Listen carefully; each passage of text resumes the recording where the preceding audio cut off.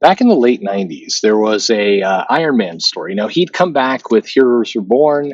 They've been in that pocket dimension that Franklin Richards had created, and they're trying to make Iron Man a bigger deal. But Iron Man was a character they really struggled with in the '90s and early 2000s until the movie came out and kind of showed them the way that it was possible to do something with this character.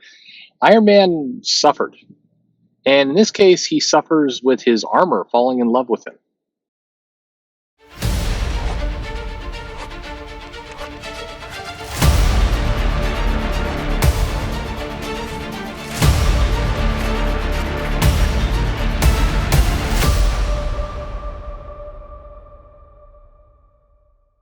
Hey everybody, this is Perch. You know the saying, there's no bad ideas? I mean, it's a nice thing you say to people when you don't want them to feel bad because they're giving you a bad idea. But there are bad ideas, or brainstorming is fine. It's good to create and not put limitations on yourself and everything else. But at some point, you do have to weed out the good ideas from the bad ideas. And in theory, that role is an editor in a comic company, and then just sales is the other one that also used to at least help bad ideas not make their way to the market. But there have been some bad ideas, and nowhere. I mean, of the major Marvel characters, I'd say Iron Man has had a healthy amount of bad ideas as part of that character.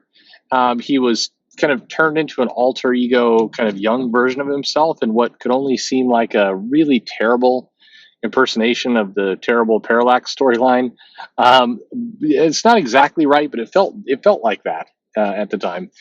Anyway, Iron Man basically this is '98, and so it's Invincible Iron Man, and the shine has come off the car, the rose, the bloom. I don't know. So think of an analogy, insert it there, the one you like the best.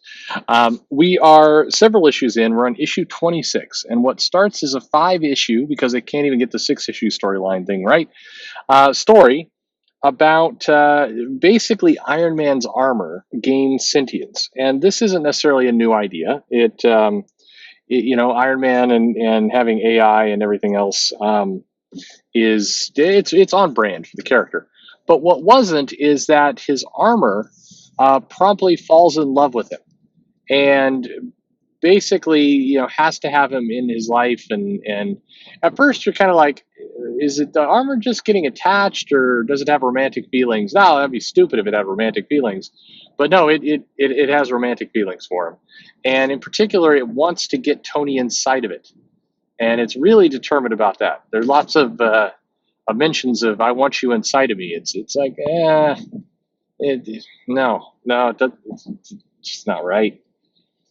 So, but eventually, it does kind of get a bit of its wish, and then it kind of runs amok. It kills some criminals, and it kind of gets really jealous to other women, and it threatens people that I'm the only one that Tony will have in his life.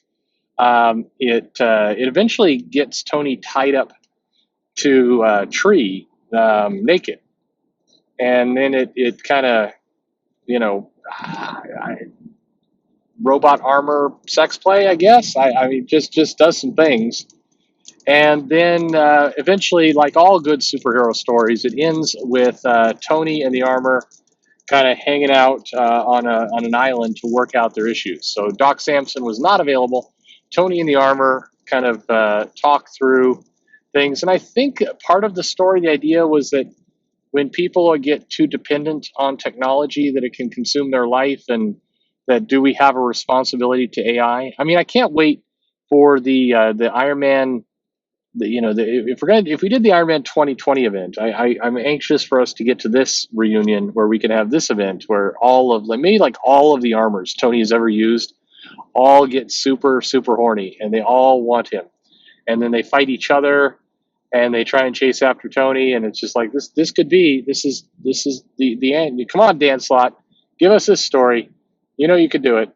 Um, at any rate, the two of them are talking out their issues, and kind of, you know basically kind of going into the armor feeling used by Tony, kind of just getting inside of it and then flying around and doing stuff, and then not feeling any commitment. And maybe there's even kind of a little reference to the fact that Tony changes up his armor on a regular basis and builds new ones, discarding the old armor behind. They're trying to kind of really hit the analogy of like Tony as a playboy is always going for younger, hotter women, and the old ones get tossed aside. Except in this case, it's his armor that has the relationship. Sure, I mean, sure, why not? But Tony then has a heart attack, and or his heart, the little, this is back when Tony had his metal heart stuff, and it's Tony's about to die, and the armor in its last act of love rips out its own heart and kind of wires it up to Tony to bring him back to life. But of course, an armor can't live without its heart. What? Anyway, the armor can't live without his heart. Its heart. Her heart? It's non-binary, I think. Or maybe it is binary because it's code. There's a lot of questions here. Anyway, so the armor dies. Tony has his new heart. He gets off the island and then he, goes and has sex with a supermodel. I think that's kind of how the story. It's not how the story ended. As Tony reflects on the relationship between him and his creations and his responsibility to AI, and in the next issue, he has a threesome with some supermodels. That's how that goes. Or two armors, whatever it is. Anyway, this was a story under the watchful eye of Joe Quesada, and who is bringing kind of new realism, new things to the Marvel universe, and he successfully got rid of that Spider-Man Mary Jane marriage, because people can't relate to that, but they did go forward with this Tony's armor wants to bang him storyline, which come on, every boy can relate to that. You're growing up. And who hasn't wanted to build a super-powered armor that you could have sex with? I think that's actually probably that's kind of the plot to like 1/3 of all the manga. I think. I'm joking. I'm joking about all this. Please, so much hate. Anyway, this was a story that went out. So, what do you think? Tony's been in a lot of dumb situations. It's weird because if you look back on the history of Iron Man, you realize that they have done so many stupid things to that character, like an abundance of terrible, terrible things have been done to that character, and it makes you wonder. Like, it's kind of amazing that Iron Man survived all these terrible stories, because many of them were not good. They don't, and not only are they not good, but they're kind of nostalgic. They don't age well either. Like other characters, Fantastic Four have some clunky adventures from the 70s, but not like this. Iron Man just has a large run of really clunky, weird stories. And what's always weird to me is that when they look for inspiration with Iron Man, because part of the reason why this comic came back into my mind is that they're talking about